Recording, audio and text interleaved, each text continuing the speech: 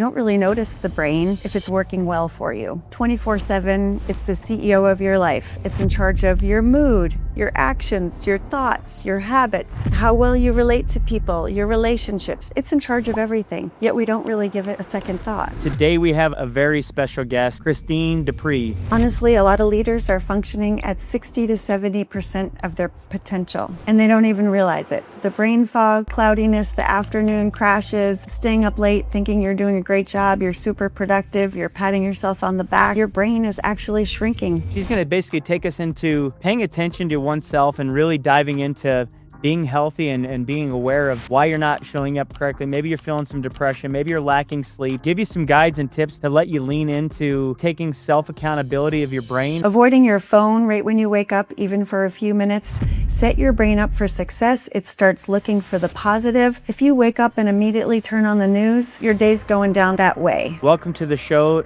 Christine Despres.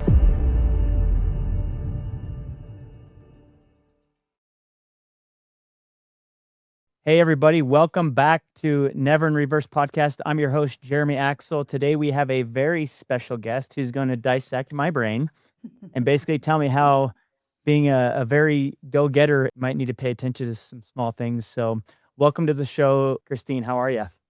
Thank you so much, Jeremy. I'm really happy to be here, and I am well. Thank you. Hey, can you give the viewerships just a little bit about you, your background, some of your story, just so you can get a baseline of who you are? Sure, I'd be happy to do that. Well, I grew up in Maine and went to nursing school, followed my dreams to be a ski bum out in Jackson Hole. Nice. That was fun for a couple weeks. Then I got a real job at the hospital there, which was pretty amazing. I saw some incredible orthopedic events happening, and that took me out to San Francisco for a bit. And then ultimately I settled in a little town in Ennis, Montana, near Ennis, Big Montana. Sky, near Big Ooh. Sky. Yeah, and I lived there for about 20 years, where I continued my nursing career in long-term care, dementia, rehabilitation, and hospice. So that Wow. really shaped a lot of my future and how much I value brain health, personally and professionally. So I got my daughter off to college a couple of years ago and was able to transition from bedside nursing to being a wellness entrepreneur. That's awesome. And now Yeah. you live in, I live in Atlanta, Georgia. well, welcome to Miss Atlanta. Thank you. Thank you. Ski bum, that's awesome. Yeah, I live in Colorado. So, Oh, great. well, as we dive in today, everyone, we're going to be talking about why high performers can't afford to ignore cognitive health. And I'm going to tell you straight up before we get going, I am horrible at this part of my life. So I'm going to learn a lot from you, and I'm really excited for that. Great. Sure. So what leadership problems are we trying to solve today around this issue? What's your thought of this? To break it down, honestly, from an evolutionary standpoint, the past 100 years have really been wild and dramatic, and our systems haven't had a chance to catch up. So we're living in this world of technology and stress, radiation and cell phones and plastics, processed foods and chemicals and dyes. I'm not going to go so far as to call it toxic soup, Yeah. but some people do. And that's not, it is what it is at this point. We can do things to help, address this, but the brain hasn't had a chance to catch up. And so it does really well of doing a good job up until about midlife. And then the multitasking and the stress and the pollution and everything just sort of compounds, and the cells have a lot more difficulty doing the miraculous job that they do. I mean, our body is incredible, and you don't really notice the brain if it's working well for you. 24/7, it's the CEO of your life. It's in charge of your mood, your actions, your thoughts, your habits, how you perform, how well you relate to people, your relationships. It's in charge of everything. Yet we Yeah. don't really give it a second thought.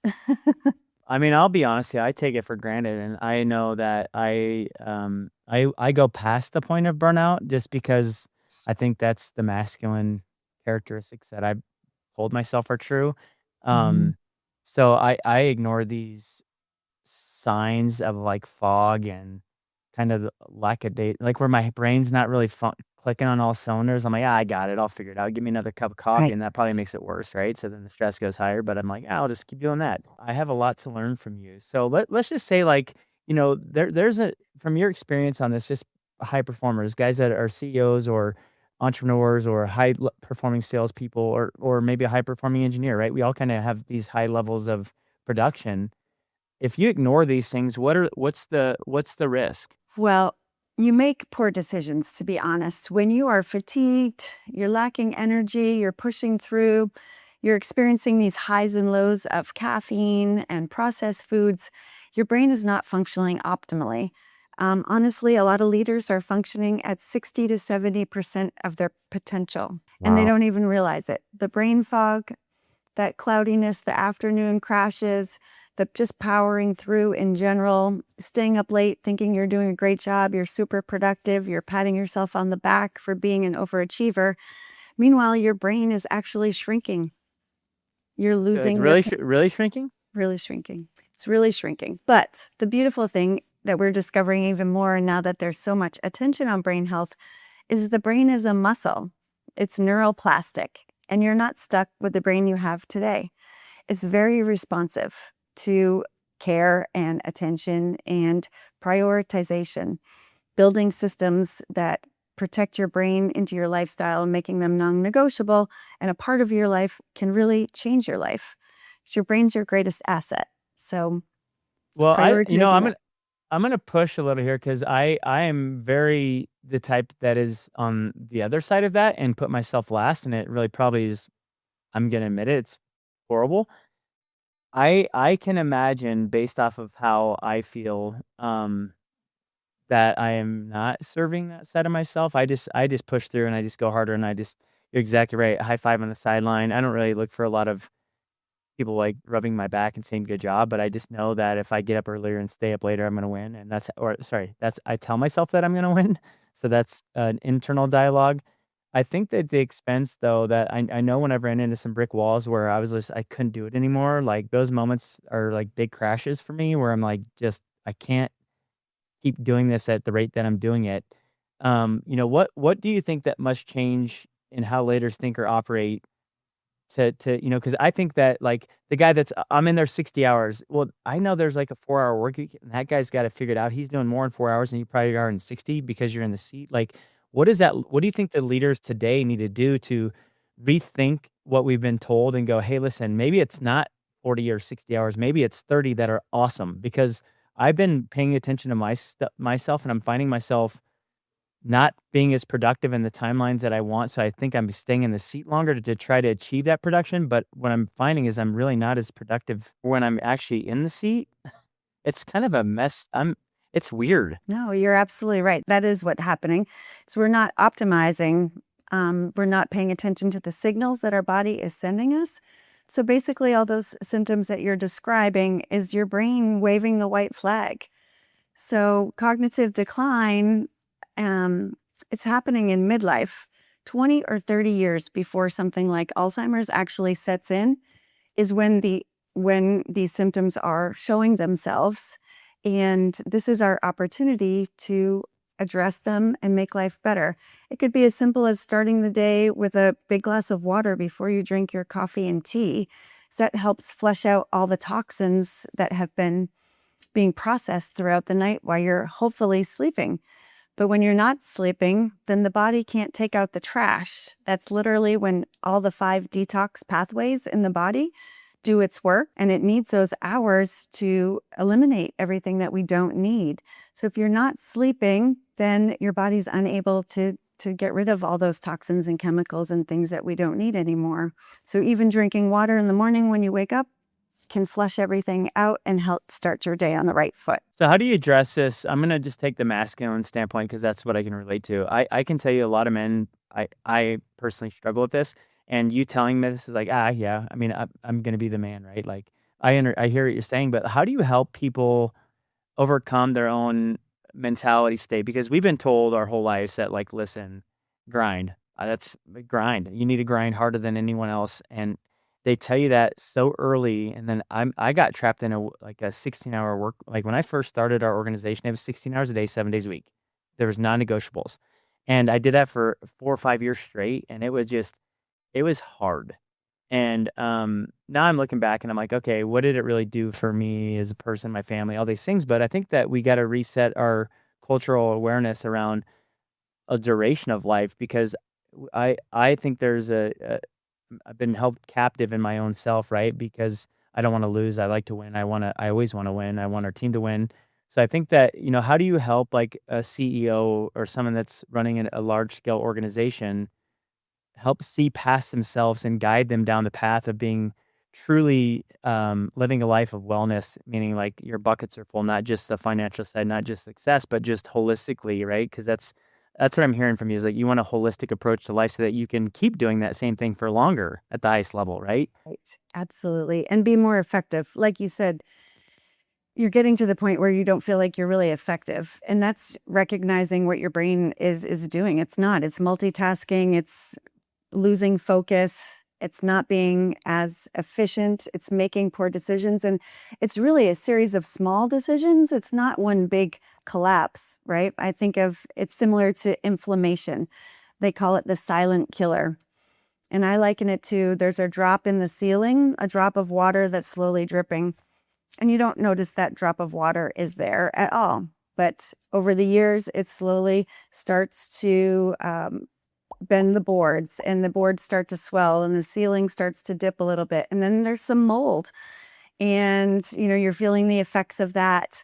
And then all of a sudden, something in life happens bigger. The storm comes, and you've set your body up with this chronic inflammation and kind of low level burnout that occurs in every system. That storm comes in, and the next thing happens. That's when people have the strokes, the heart attacks, the big life things that can come when we're not always caring for ourselves. And I don't want to live it in a fear factor, but that is the reality that's happening. Inflammation, chronic inflammation, is now responsible for 130 different diseases: heart disease, Wow. diabetes, cancer, it's Alzheimer's. All this cognitive decline is related. And the beauty is it's in our control. At least 50% is based on lifestyle. So the power to change is in your control. The power to optimize your life, to be as effective as a leader as you possibly can be, to be the best parent. We have to set our kids up for success. My daughter is in college, and her generation, Gen Z, they've been raised on electronics. We are seeing higher rates of ADD and depression and mental health. It's a huge crisis in our country. And I studied under Dr. Amen, and he doesn't call it's not mental health, it's brain health. We need to change our awareness that our brain health is our whole life. It's our executor. And so we have to take it a little more seriously than we have been. How to make people make that switch?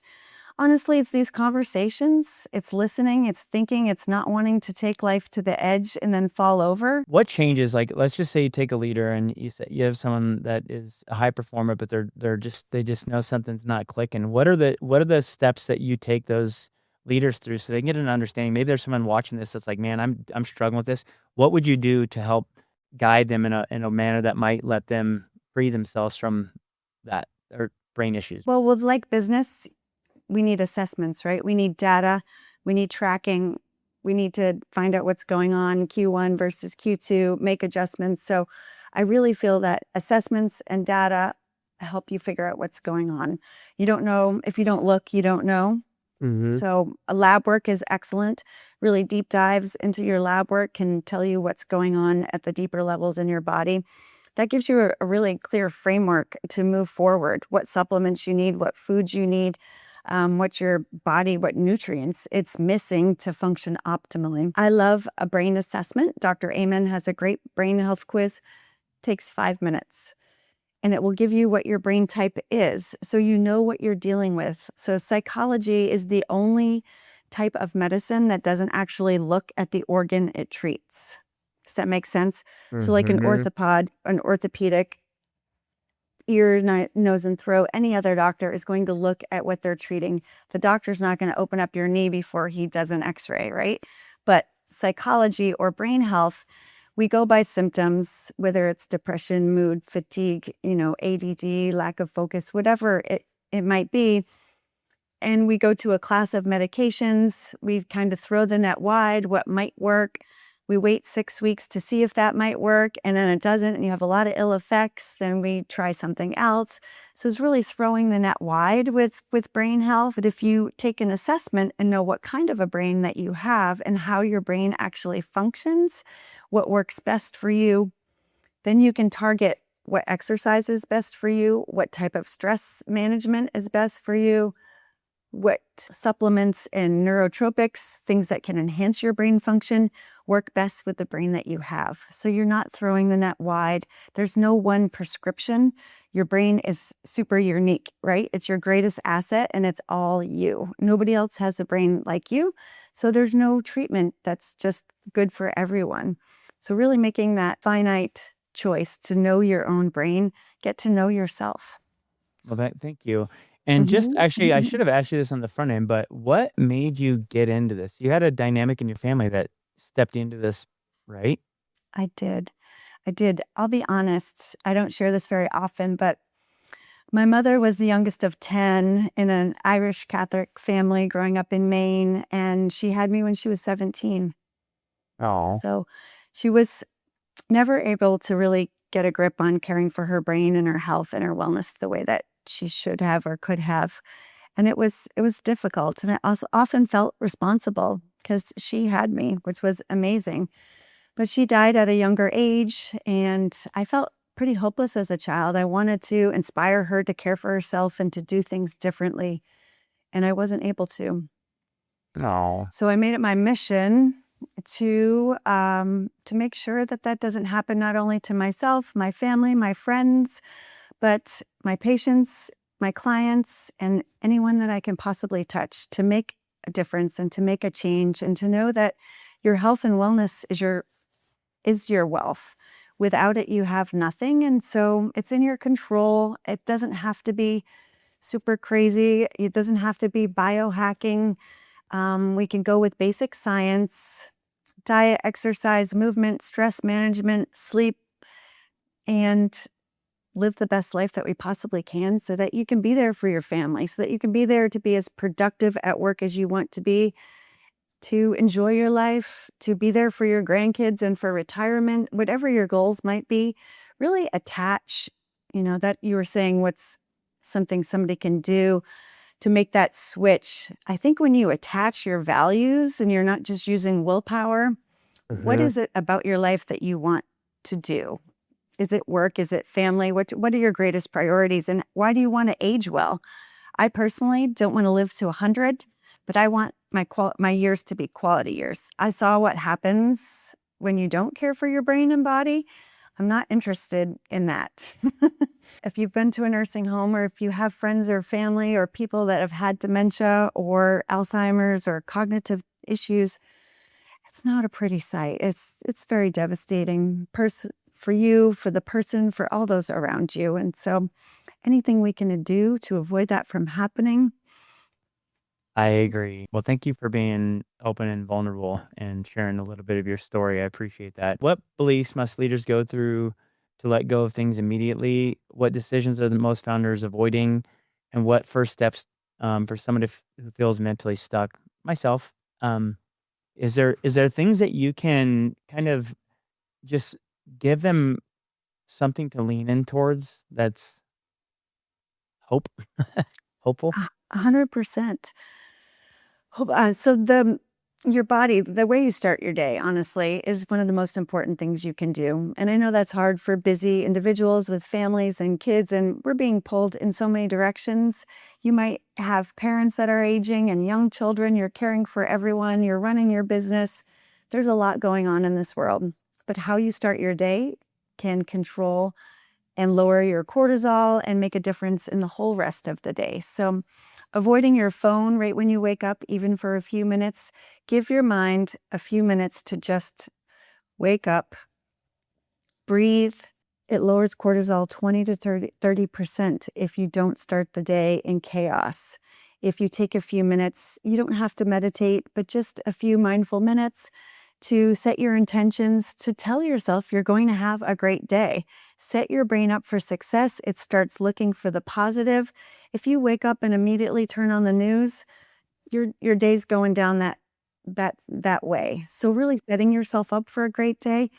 And the neuroscience behind that is your brain is most productive in the morning for the first 2 hours. Don't give those hours to your email or your inbox or your little to-dos. Really focus on your highest level thinking, what you really want to accomplish first thing in the morning. I know it's hard. Maybe you have to scroll real quick, put out some fires, but then get back to your highest level tasks.